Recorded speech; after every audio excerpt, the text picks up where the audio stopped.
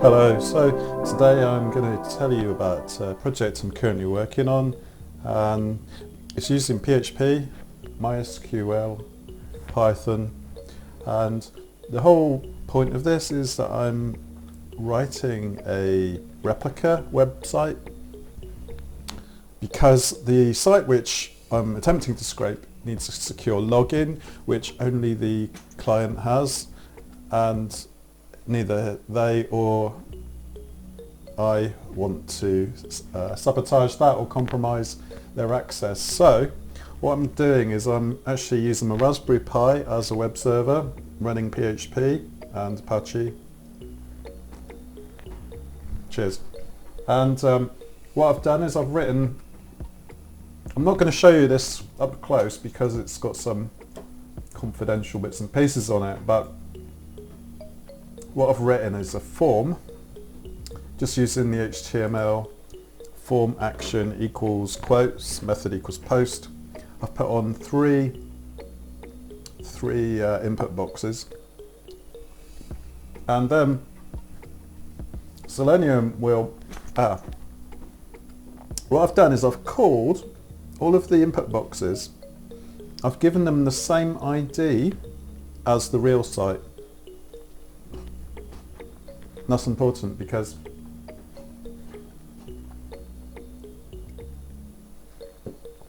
what we want to do is we want to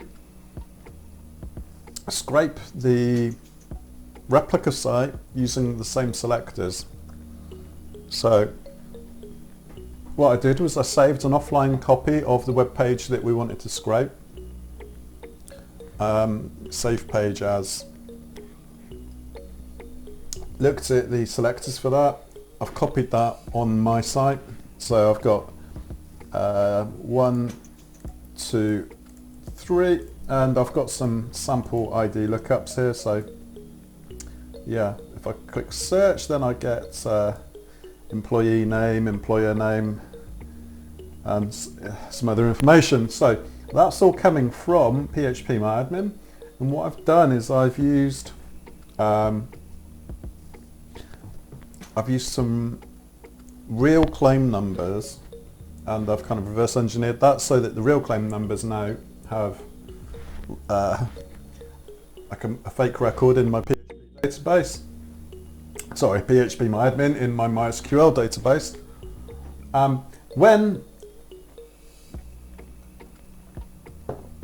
When you search here, it's effectively querying my backend MySQL database. So there we go, search, and it's doing all that. So that's all very good. So I've just tested that manually. And now what I'm going to do is, this, which again, I can't show too close up, but this is on the Raspberry Pi. I'm just editing it all in Nano. And it's pretty minimalist. So a couple of bits of CSS just to make it look slightly less horrible. So form action post, then input type text, name equals search, and I've actually got 3 search fields. So I've used a square bracket, and then I'm going to use that as an array, and then I'm going to say whichever array has got some content in, then that is effectively my search. And because I'm using Selenium, it's only ever going to be entering text into one of the 3 boxes, because I'm writing the code that does that, so I don't have to worry about error checking on more than one box having a value. Then for each $_post, square bracket search, and so on. So we're just posting that search, and then retrieving the keys and values, and then the value we want we are then using as our search, which forms our SQL query. So here I'm saying SQL equals select all of the columns where something like, and then we do the quotes with the percentage sign at each end, and then the curly braces, and then inside that's where we pass the search variable that we got from our form. And we just go off and look through all of these matching IDs, and then we echo. What we do is we echo if it's called a claim number. If the claim number matches a record, then we display all of the information on the page, and then we can go in. Each one of those pieces of information is being echoed out using $row and then the actual the value from the database. So what you actually end up with, I'll save that. That's on the Raspberry Pi. So just edit it in Nano.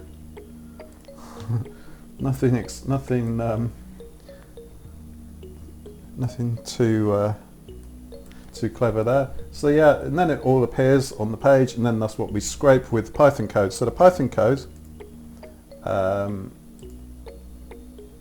here we go. So I'm running tkinter as well, and tkinter, if you ever use it, you could spend a lot of time just moving buttons around, and really if you want to be getting on with the project, and if you're not an expert in tkinter, then I just want to do the minimum, so I've put on the 4 buttons, and what I used was args. So I just said if args equals 1, if args equals 2, or args equals 3, and yeah, we've just got some buttons, and they're all centered on the page. And what am I using? I think you can either use an extra window, or I've done it all in the main window. And the other thing which I've done, I don't know if you've come across before, but I've started using, it's part of the, no it's not, you don't have to import, you don't have to install it with pip. Good biscuits. But what you do have to do is import it. So import configparser. Configparser basically is, it creates a file called config.ini. And I'm running this on Windows, by the way. I'm not sure what that would do in Linux. I'll have to find out. But here you get a pair of square brackets, and inside you get each of your categories. And then when you use it, you just you say parser equals configparser.configparser, parser.read. And then you tell it the file, the path to the config file, and then you get all of your variables out. So you say parser.get, and then you tell it the category. The category is something you can create, so you could create a category called file paths, you could create one called settings, and then inside settings you could have, inside file paths you could have output file, input file, blah blah blah. So yeah, parser.get, which is a method which is part of configparser, configparser. What else have I got to show you? Yeah, it's gradually cooling down. It goes red when it's cold. So this project, I've created a class to connect to the database, so I've got a file called connection.py. Oh, the other good thing that you're probably familiar with it if you use VS Code, and if you do much with Excel, is Open Preview. I try not to go near Excel, and also I've not got a license, but within VS Code you can do Open Preview, Control Shift and V, and it just lets you see the contents of the CSV without having to open up Excel. There we go. So what this is doing, I'm going to run this now, and feel free to watch. Let's go for it then. Run Python in terminal, and it's popped up on my other screen, but that's not a problem. I've already got an input file. Just tkinter dialog box. Really, it's telling the end user what's about to happen, and then the name of what the output file name will be. So let's run that, and as you can see, my code is running Selenium, which is now filling in. It's filling in the middle form, then it's clicking search, and all the while in VS Code I'm getting some debug output. and there's a couple of 1 and 2 second waits in there as well, because when it's run on the over the internet to the secure site, then we don't want to be trying to look for information that's not loaded yet. So there we go. That's that was just me running it with 3 samples, and then if we do open preview, and that looks like it's run perfectly.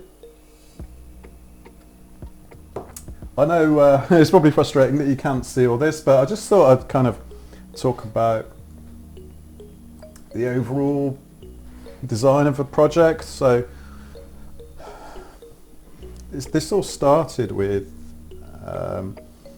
logging into Selenium and just attempting to automate some lookups. So the customer had CSV of, for instance, ID numbers.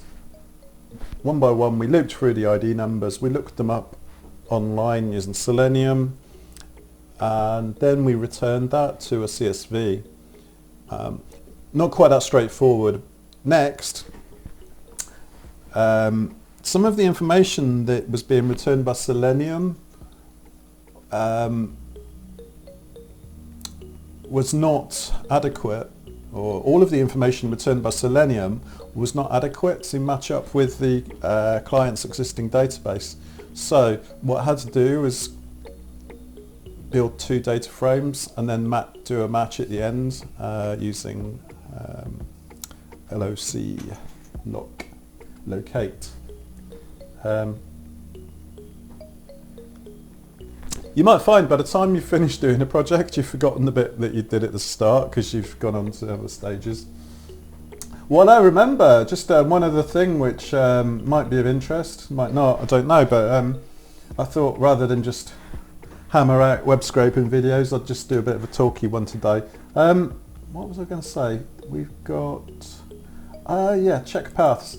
So I've written something else which uses pathlib. So you do from pathlib import path, and there's another one called pure Windows path.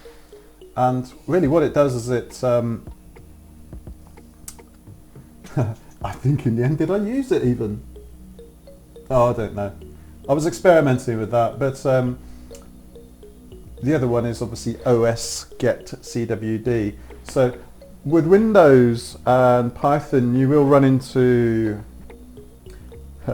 differences with file paths compared to Unix. So what I've been doing is tkinter as well. Tkinter really likes the double backslashes, and what I've done is left those in on my ini file, but the other paths, so just like the path to the output file and the input file, if you put that in your ini file, which is part of config.ini, which you need to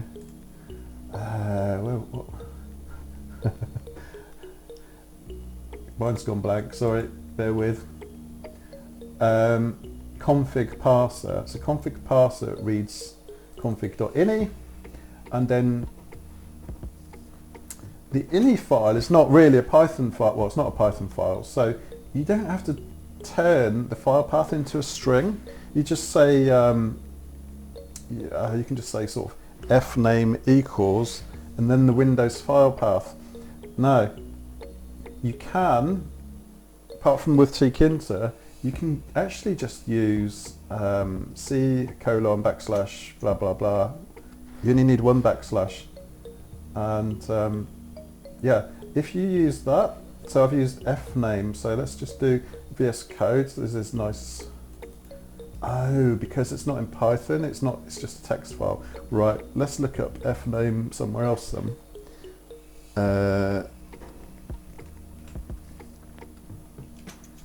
Fname, and that exists in this file, so fname, and there I've got parser.get, and in brackets file paths, comma fname, and that's working a treat. So you don't need to even put quotes, and you don't need to put double backslashes. Just put it in your ini file, with single backslashes, apart from if you're using tkinter, which is very fussy, especially with images. If you want to put images on your form or your window, then yeah, be careful, because it can break the whole thing, and just for the sake of an icon it can break your project. And the other one was, just while we're talking about file paths, let's just talk about SQL. And SQL does not understand file paths, or relative file paths.